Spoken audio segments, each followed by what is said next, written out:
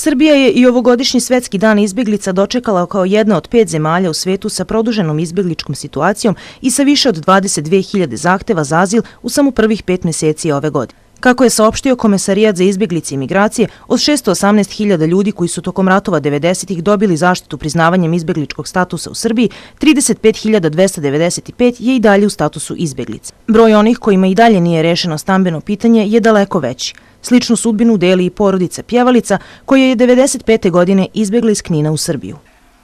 Teško mi, ja kažem vam, kad se podsjetim na to, meni je toliko teško to da ne mogu ja pričati. 2 puta smo konkurisali i odbijeni oba 2 puta. Pa ja bi volila da imam svoj krov nad glavom, a da mi ono dade ono kao što sam imala, nikada neće imati, sigurno. Kvota relativno u odnosu na druge je dobri, ali mi to ne osjećamo kao dobro jer se nalazimo u velikoj neizvjesnosti. Od nekadašnjih 700 kolektivnih centara u Srbiji postoji još 18 u kojima boravi 1116 izbjeglih i interno raseljenih lica. Svi kolektivni centri će biti zatvoreni do kraja naredne godine.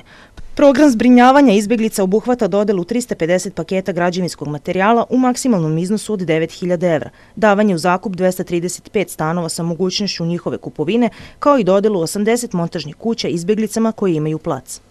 Također, u okviru regionalnog stambenog projekta predviđena je i dodela 50 seoskih domaćinstava na teritoriji grada Beograda. Za kupovinu seoskih domaćinstava može se dobiti pomoć u vrednosti od 9.500 evra, a nakon toga je jedan paket pomoći, prosto da ukoliko se radi o nekom objektu kojima je potrebna još neka mala popravka, sa paketom od 1.500 evra je to moguće uraditi. Prijavljivanje za jednu od pomenutih mogućnosti za rešavanje stambenog pitanja traje do 26. juna. Anđelka Tomović, Moja televizija.